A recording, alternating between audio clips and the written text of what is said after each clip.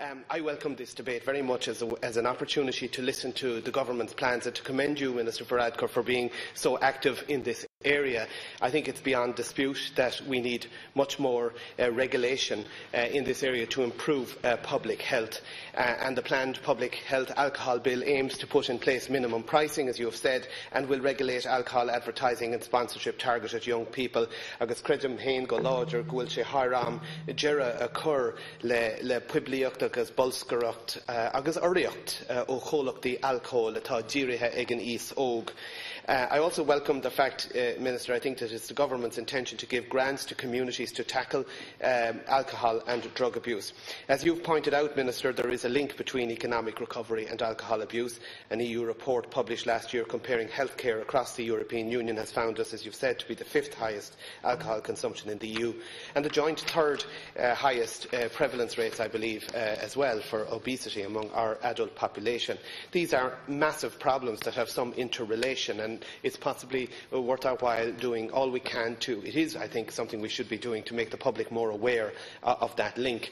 And you highlighted, Minister, the influence on crime of alcohol abuse. There is a lot of research linking increased alcohol consumption to increased levels of public order crime and other offences. Dr. Paul O'Mahony of Trinity College raises the interesting point. He spoke on the changed nature of street crime, and he said people didn't kick other people in the head 20 or 30 years ago. There was an acceptance that it was a dangerous and cowardly thing to do, that you'd have to be madcap to do it. But now, he said, middle-class young people on booze and out of their heads routinely do it. And of course we are all aware of famous fatalities that occurred in recent years in that context. We need to look at the way alcohol impacts on mental health, and the World Health Organization estimates that as many as 70% of male suicides are alcohol-related. They say that the risk of alcohol dependence in people diagnosed with schizophrenia is 3 times the average population risk. For people diagnosed with depression and affective disorders, it's 1.9 times the average risk. And in people diagnosed with anxiety, the risk of alcohol dependence is 1.5 times higher. As many, as I said, as 70% of male suicides are alcohol-related. I think this is really an important issue for us to stress in the context of our public discussions on both alcohol abuse and on suicide. We have to be wary, of course, of increased illegal smuggling of alcohol and cross-border shopping occurring when minimum pricing comes in. And that's why I welcome, Minister, your indication of the forthcoming cooperation between the Department of Health and authorities in the north on this issue, because it seems to me that if there was any kind of a time lag in arrangements to be made, that it could cause particular problems with alcohol being cheaper across the border for a time period. Supermarkets and off-licence sales, Minister, now account for a massive proportion of all alcohol sales. I wonder whether it should be looked at that, that offers involving selling multiple bottles of wine, for example, for a certain price, should be restricted, so that the only offers can only relate to the selling of an individual quantity, because otherwise isn't it an encouragement of unnecessary or quantity-based drinking, binge drinking in other words. I was also reminded by your speech where you speak of the in terms of reducing kind of quantities and the amount that people are drinking. It seems like counterintuitive to challenge the culture of the pint in Ireland. But of course it is normal to order a half pint on the continent, even if it's uncommon here. And there was a licensing amendment came into force in England a few years ago, Minister, allowing premises to sell 2/3 pint sizes. And they believe that this would help encourage more responsible drinking, and some drinking companies, I believe, have seen the potential. And I almost hesitated to propose it to you until my colleague Senator Craughwell reminded me that in our beloved native Galway, the meaning of the word jorum, which is such a famous word in the vocabulary, isn't just the quantity of whisky, but it's also potentially a reference to quantity of beer, somewhere between a half pint and a full pint, a 3/4 or a medium, I believe Senator Craughwell informs me that it would also be known. So perhaps there is potential here for trying to move against the culture of the pint, tentatively, but perhaps with determination at the same time.